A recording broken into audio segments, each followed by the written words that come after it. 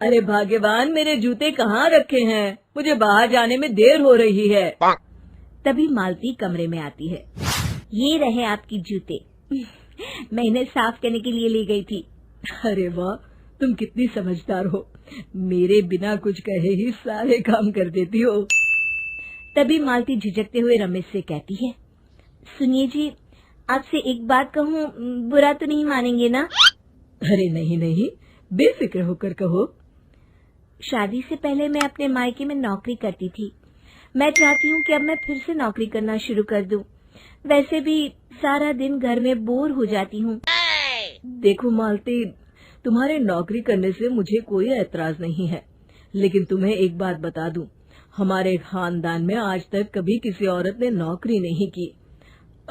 फिर भी एक बार तुम माँ से पूछ कर देखो, अगर वो तुम्हें नौकरी करने की इजाजत दे देती है तो अच्छी बात है। रमेश वहाँ से चला जाता है। फिर उसी शाम मालती अपनी सास के पैर दबा रही होती है। तभी उसकी सास मालती से कहती है, अरे क्या बात है बहू, आज तो ठीक तरह से मेरे पैर नहीं दबा रही। किसी ख्याल में खोई पड़ी है क्या? मैं भी तो जानूं आखिर बात क्या है। दरअसल वो माँ जी। अरे हाँ हाँ बोलो, इतना सोच क्यों रही हो? माँ जी, अगर आप बुरा न माने तो मैं नौकरी करना चाहती हूँ। घर के काम करने के बाद मेरे पास काफी वक्त बच जाता है। मालती की ये बात सुनकर उसकी सास गुस्से में कहती है, अरे बहू, तेरी तबीयत तो ठीक है ना? आज ये कैसी बहकी बातें कर रही है? भला हमारे खानदान में आज तक कभी किसी औरत ने नौकरी की है जो तू नौकरी करने की बात कर रही है, हैं? अरे बहू, तू क्या रिश्तेदारी में हमारी नाक कटाना चाहती है?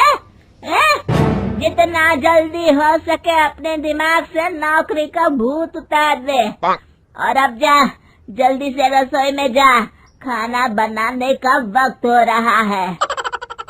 मालती मन मार कर खाना पकाने के लिए रसोई घर में चली जाती है।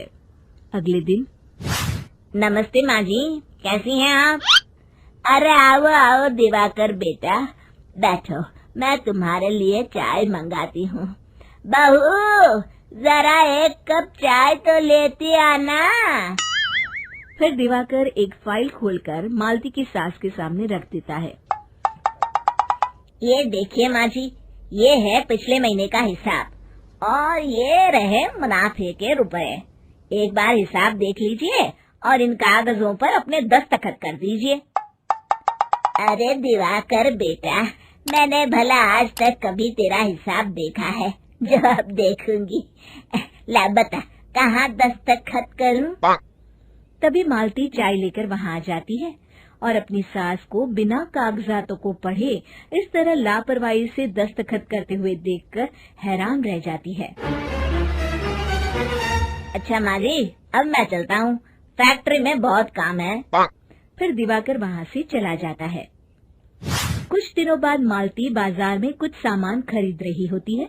तभी एक बूढ़ा आदमी उसे आवाज देता है, अरे मालती बेटी, कैसी हो? मुझे पहचाना? मैं तुम्हारी कंपनी में मुनीम का काम करता हूँ। हाँ चाचा जी, मैं आपको बिल्कुल पहचानती हूँ। कहिए, कैसे हैं आप? मैं तो ठीक हूँ। कंपनी में कुछ भी ठीक नहीं चल रहा, यहाँ तक कि हमें ठीक वक्त पर तनख्वाह भी नहीं मिलती। ये आप क्या कह रहे हैं? अब क्या बताऊँ, आप लोग तो कभी हिसाब किताब देखने दफ्तर आते नहीं। मेरी मानो तो एक बार आप लोग दफ्तर आकर सारा हिसाब किताब देख लो, आपको असलियत पता चल जाएगी। अच्छा बेटी, अब मैं चलता हूँ, देर हो रही है। फिर वो बूढ़ा वहाँ से चला जाता है। वहीं दूसरी तरफ मालती घर पहुंचकर अपनी सास को सारी बात बताती है। तभी वहाँ रमेश भी आ जाता है, लेकिन मालती की सास मालती की किसी भी बात पर विश्वास नहीं करती। तभी रमेश कहता है, अरे माँ, बिना आग के कभी धुआं नहीं उठता। जब मालती इतना कह रही है तो हमें एक बार दफ्तर चलकर देख लेना चाहिए। वैसे भी हम लोग काफी दिन से अपने दफ्तर नहीं गए हैं। इस तरह किसी एक आदमी के भरोसे काम छोड़ना मुझे भी ठीक नहीं लगता। अगले दिन वे सभी अपने दफ्तर पहुंचते हैं और सीधे दिवाकर के कैबिन में जाते हैं। अचानक सबको एक साथ देखकर दिवाकर चौंक जाता है। अरे माँ जी, आप सब लोग अचानक यहाँ कैसे आ गए? अगर कुछ काम था तो मुझे एक फोन कर दिया होता, मैं आपके घर आ जाता। तभी मालती की सास कहती है, अरे दिवाकर बेटा, आज मैं हिसाब देखने दफ्तर आई हूँ, जरा मुझे पिछले 6 महीनों का हिसाब दिखाना तो बेटा। दिवाकर घबराते हुए हिसाब की फाइल मालती की सास को देता है। मालती की सास फाइल लेकर मालती को देती है और कहती है, ले बहू, देख ले हिसाब। मालती फाइल को बड़े गौर से देखती है और अगले ही पल उसे सारी गड़बड़ी समझ में आ जाती है। वो अपनी सास से कहती है, माँ जी, मुनीम चाचा बिल्कुल सही कह रहे थे। हमारी कंपनी में पिछले 6 महीनों में जितना मुनाफा हुआ है, हमें उसका आधा पैसा भी नहीं मिला। यूँ समझ लीजिए कि 1 रुपये में सिर्फ चवन्नी ही हमारे हाथों में आई है। मालती की बातें सुनकर मालती की सास गुस्से से दिवाकर को पूछती है, क्यों दिवाकर, मेरी बहू जो कह रही है वो सच है? दिवाकर समझ जाता है आज उसका भांडा फूट चुका है। वो गिड़गिड़ाते हुए कहता है, मुझे माफ कर दीजिए माँ जी, मैं पैसों के लालच में अंधा हो गया था। अरे वाह दिवाकर, तू तो 1 नंबर का चोर निकला। इतने दिनों से मैं तुझ पर आंख बंद करके भरोसा करती रही और तू मुझे ही चुना लगाता रहा। अभी के अभी निकल यहाँ से और दोबारा अपनी शक्ल मत दिखाना। दिवाकर वहाँ से भाग जाता है।